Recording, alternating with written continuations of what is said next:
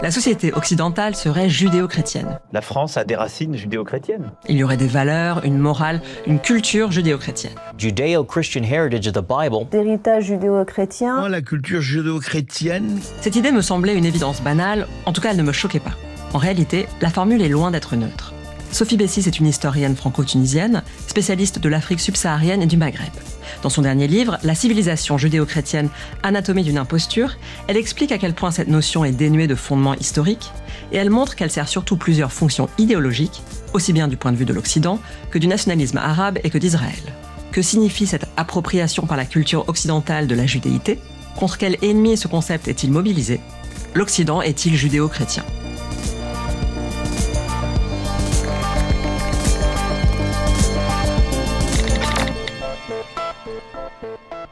Déjà, ma première surprise, ça a été de découvrir que cette notion est relativement récente. Pendant des siècles, dans toute la littérature occidentale médiévale et moderne, le juif n'était pas du tout perçu comme européen, bien au contraire.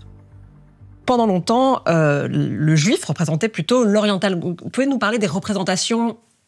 Oui, alors, effectivement, on peut faire toute une histoire des représentations. Elle a été faite, d'ailleurs. Hein. Il y a d'excellents ouvrages sur cette histoire-là. Mais quand on regarde toute la littérature européenne, et quand j'emploie le terme de littérature, c'est au sens très large du terme.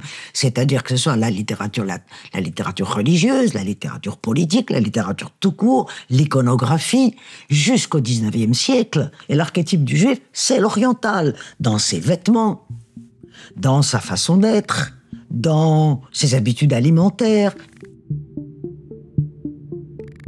Et cette altérité juive, c'est une altérité orientale, dans l'imaginaire de ce que l'on a appelé la chrétienté, puis après, à partir de l'époque contemporaine, on ne dit plus la chrétienté, on dit l'Europe, puis on dit l'Occident, etc.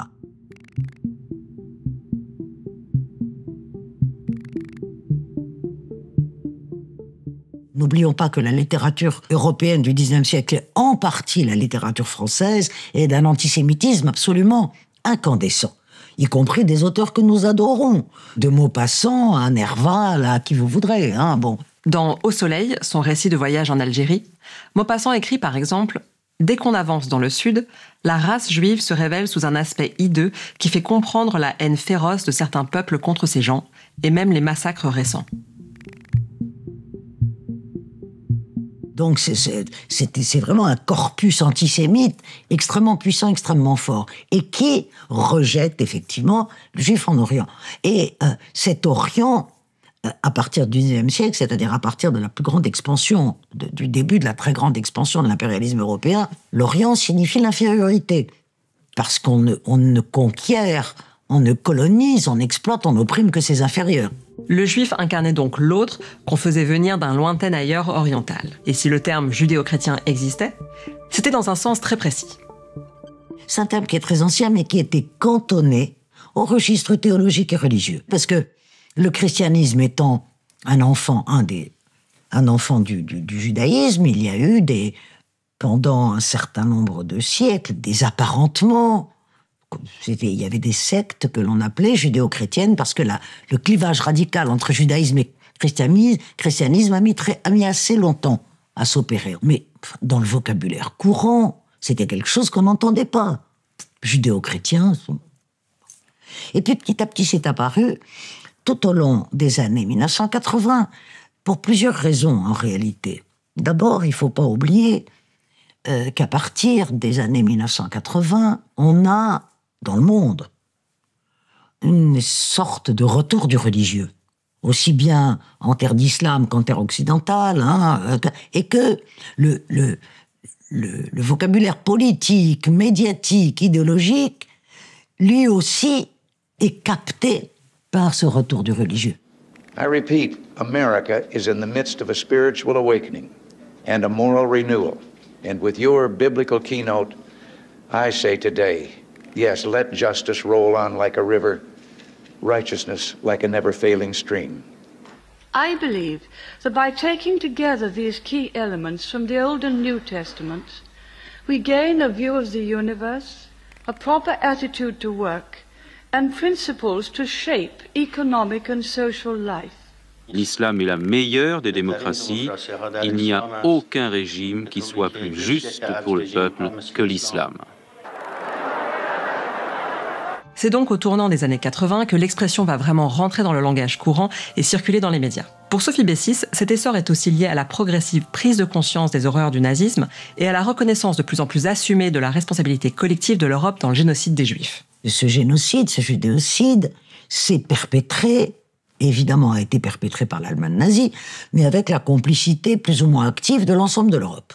À commencer par un pays comme la France, par Vichy, mais bien d'autres, de la Roumanie à la Hongrie, etc., etc. Donc, aux Pays-Bas, où les 3/4 de la population juive ont été exterminés, etc. Donc, en fait, pendant l'immédiate après Deuxième Guerre mondiale, on ne s'occupe pas trop de la spécificité du judéocide, au contraire.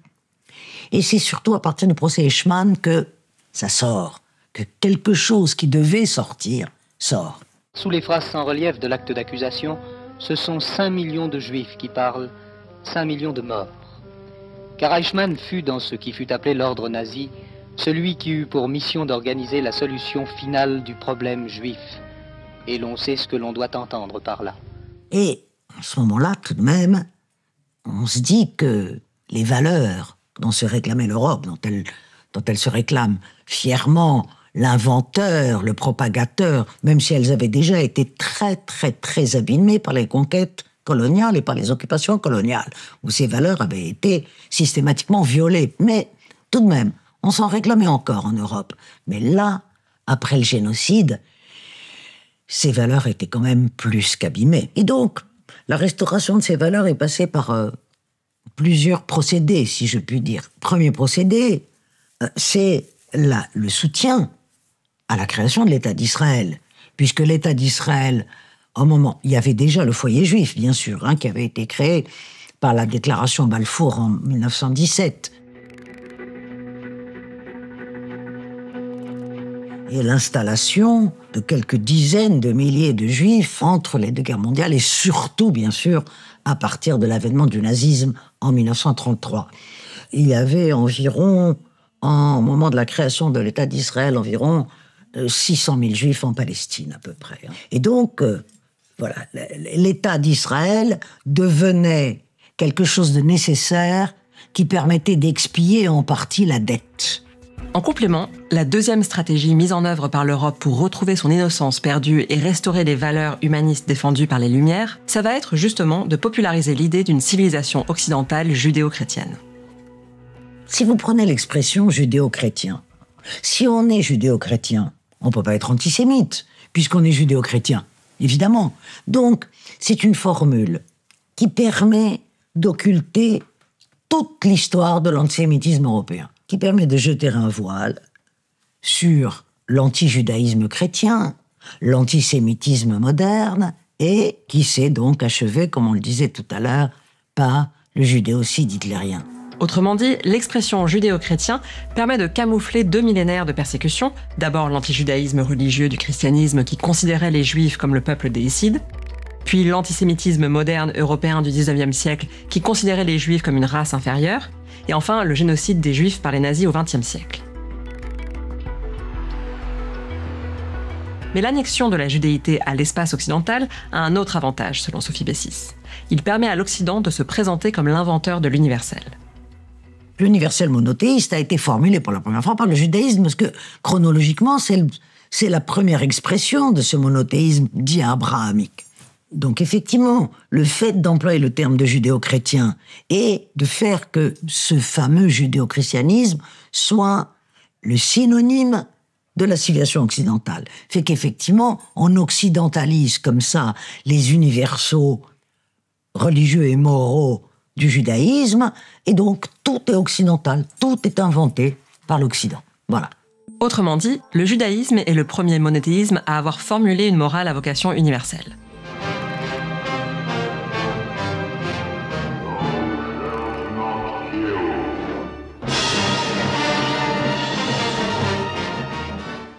En présentant son noyau dur comme étant judéo-chrétien, l'Occident peut s'afficher comme étant le premier énonciateur de cette morale. L'Occident chrétien a donc absorbé la judéité pour à la fois occulter l'antagonisme historique entre judaïsme et christianisme et s'approprier l'universel moral juif. Mais en plus de ce mouvement d'occultation et d'appropriation, ce doublon produit aussi une exclusion, l'exclusion de l'islam. Et ça s'inscrit plus largement dans l'idée qu'a développée dans les années 90 Samuel Huntington dans son célèbre livre Le choc des civilisations.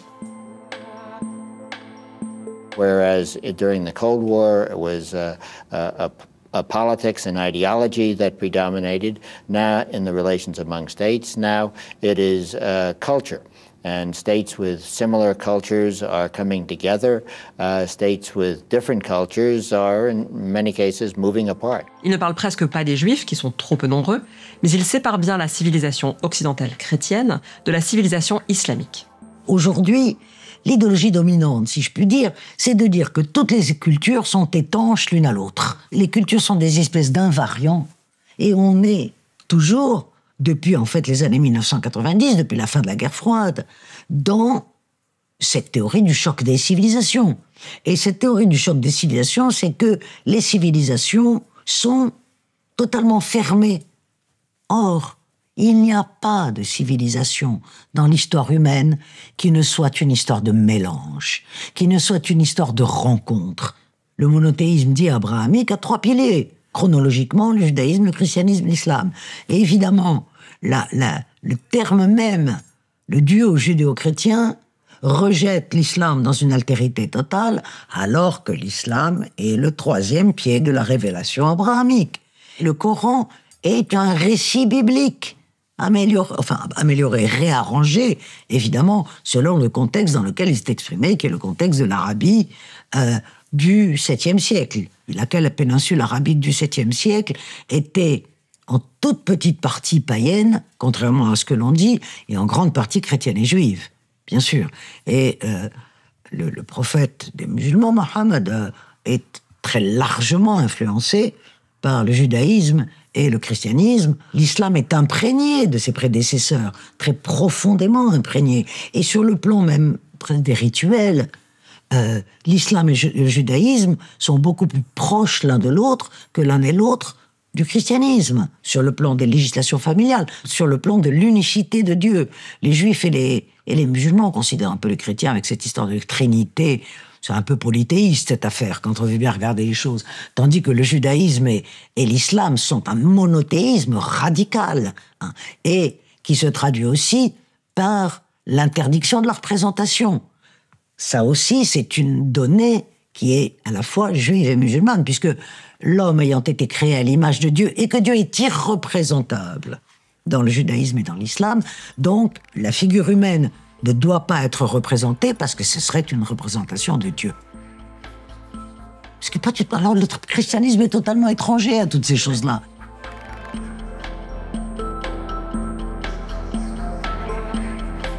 Cette idée d'une culture occidentale judéo-chrétienne qui serait éloignée de la culture musulmane est donc fausse. Et elle oblitère aussi tout l'apport culturel de l'islam en Europe au Moyen-Âge, quand la péninsule ibérique était sous domination musulmane.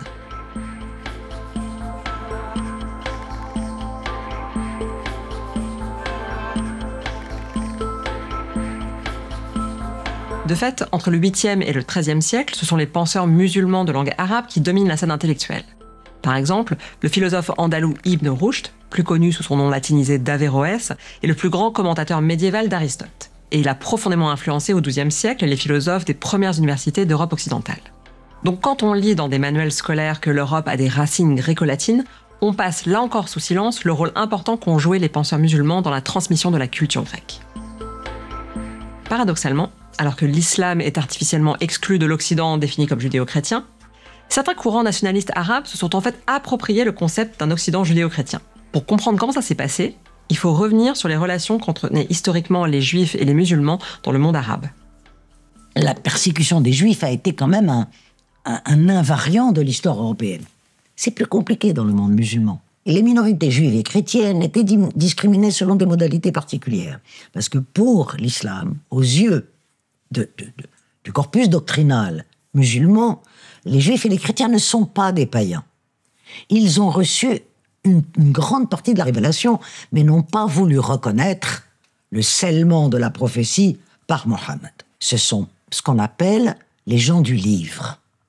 Dans dans l'islam. Et ces gens du livre sont soumis à la juridiction qu'on appelle de la dhimma, c'est-à-dire la juridiction de la protection. Ils ont droit à la protection du souverain, à la possibilité de pratiquer leur culte et d'être gouvernés sur le plan privé par leur législation familiale au prix d'un impôt de capitation spécifique. Voilà, en gros, la dhimma. Et donc, c'est sous ce statut qu'ont vécu les Juifs du monde arabe et de l'Empire ottoman. Il y avait une discrimination, bien évidemment. Il y a eu des épisodes de persécution qu'il convient surtout de ne pas cacher. Mais ils ont été extraordinairement moins importants qu'en Europe, et moins fréquents. À partir de la création de l'État d'Israël, il y a un changement paradigmatique dans cette histoire.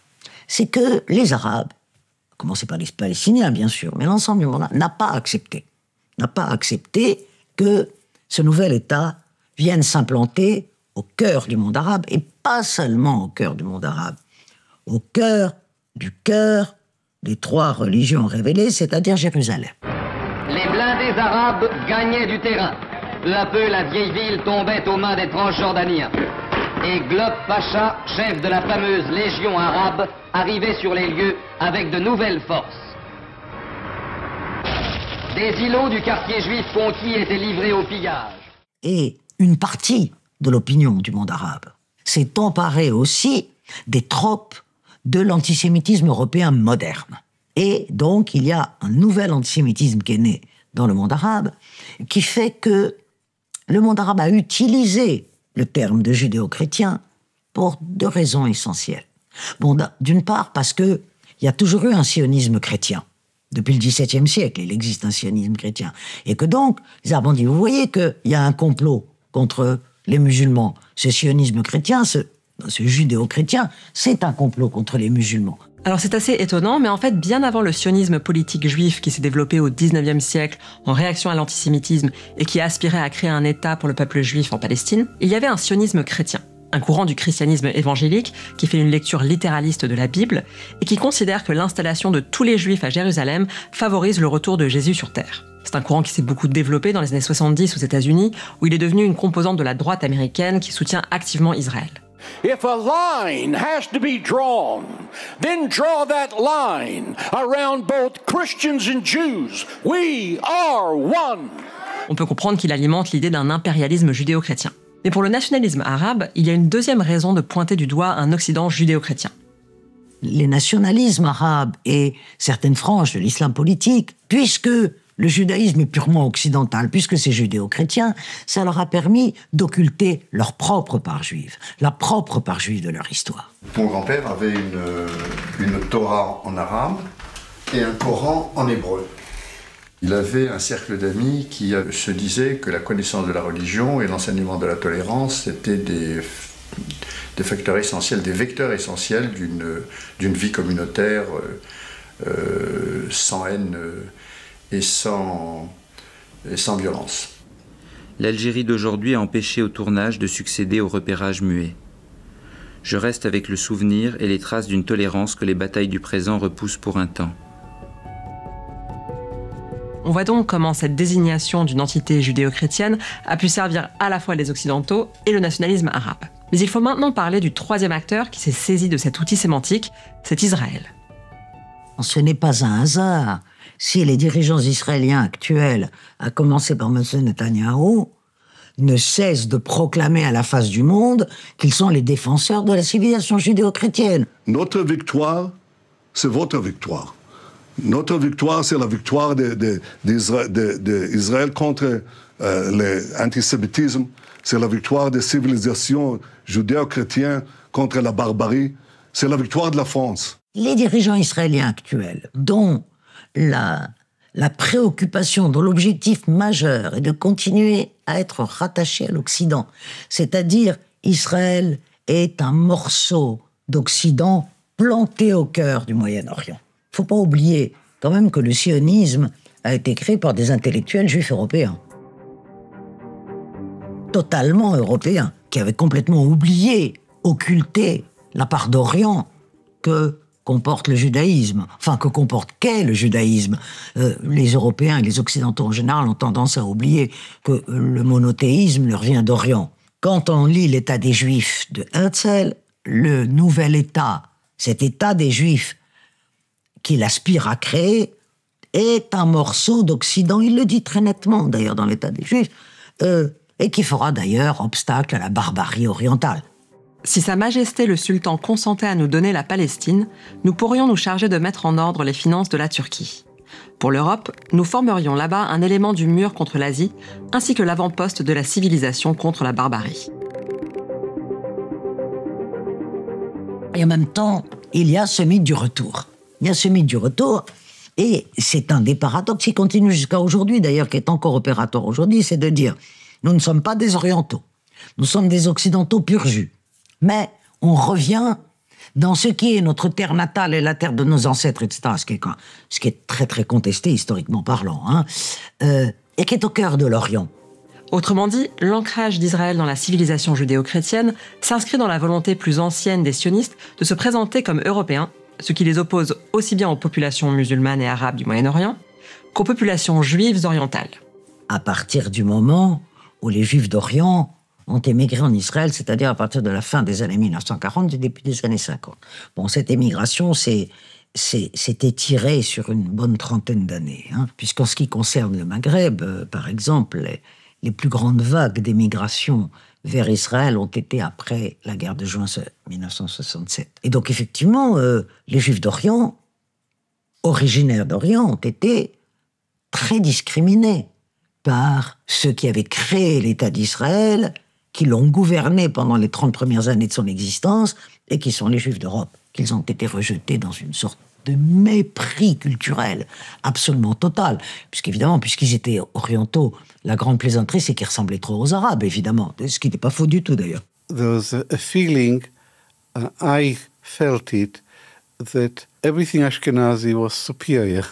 It's an advanced, modern society. Israel was part of the free world, and everything Arab was backward and primitive.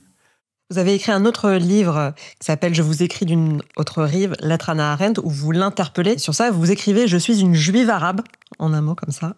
Vous n'avez jamais entendu parler de nous. C'est-à-dire que je suis une juive du monde arabe. Et que donc, il est évident que, comme toutes les minorités qui vivent au milieu de majorités, la culture arabe me constitue aussi. Elle me parle plus que la culture polonaise. Et Hannah Arendt, qu'est-ce qu'elle disait ? Hannah Arendt, l'Orient, elle ne savait pas ce que c'était. C'est une femme pour laquelle j'ai le plus grand respect. Je dis d'ailleurs dans cet ouvrage que vous citez tout ce qui me rapproche d'elle et pourquoi j'ai éprouvé le besoin de lui écrire, mais tout ce qui m'éloigne d'elle. C'est-à-dire que pour elle, l'idée que les Juifs aient une part orientale était quelque chose d'affreux. Je ne sais plus dans lequel de ses écrits, elle a très très peur, par exemple, que Tel Aviv devienne une ville levantine. C'est-à-dire que Tel Aviv devienne une ville levantine relève pour elle du cauchemar culturel. Et je dis dans cet ouvrage que j'aurais bien aimé lui faire connaître le Levant et que c'est une terre de grande civilisation. Finalement, on retrouve un effet miroir entre le nationalisme sioniste d'un côté et le nationalisme arabe de l'autre, puisque chacun s'abrite derrière le concept judéo-chrétien pour expulser toute altérité interne. Le nationalisme arabe rejette sa part juive et le sionisme juif rejette sa part arabe. Mais il ne faut pas s'y tromper. Pour Sophie Bessis, l'idée d'une civilisation judéo-chrétienne qui inclurait naturellement Israël maintient l'État juif dans un statut d'exception, puisqu'il bénéficie d'un traitement de faveur sous la forme d'un soutien inconditionnel de la part de l'Europe et des États-Unis. Et ça, c'est quelque chose dont on mesure les conséquences politiques aujourd'hui. Je m'interroge sur le philosémitisme que l'on observe chez tous les dirigeants occidentaux, où la moindre expression de solidarité vis-à-vis des Palestiniens est assimilée à de l'antisémitisme, etc. Ce philosémitisme m'embête, me gêne.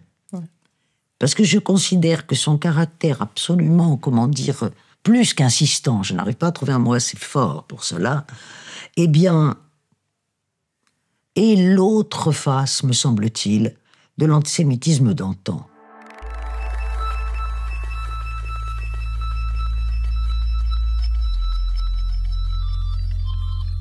Israël, donc, a été créé dans la mesure où c'était le pays, l'État de ceux qui avaient été les victimes d'un des plus grands génocides de l'histoire. Donc Israël était par définition un État qui incarnait l'innocence de la victime.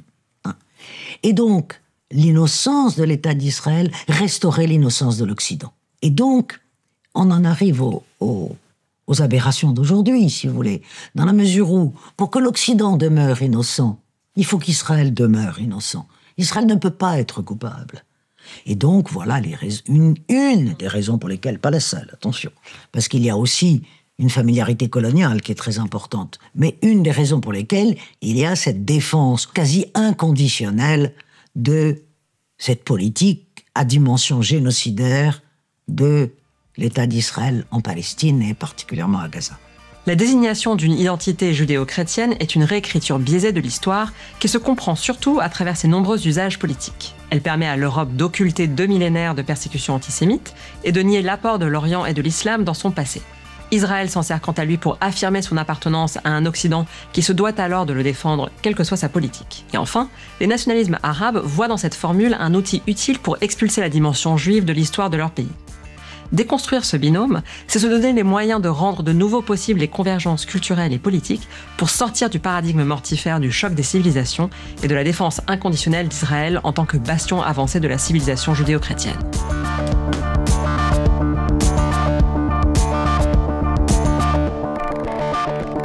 Pour aller plus loin, mes sources sont en description et pour garder les idées larges, il y a d'autres épisodes.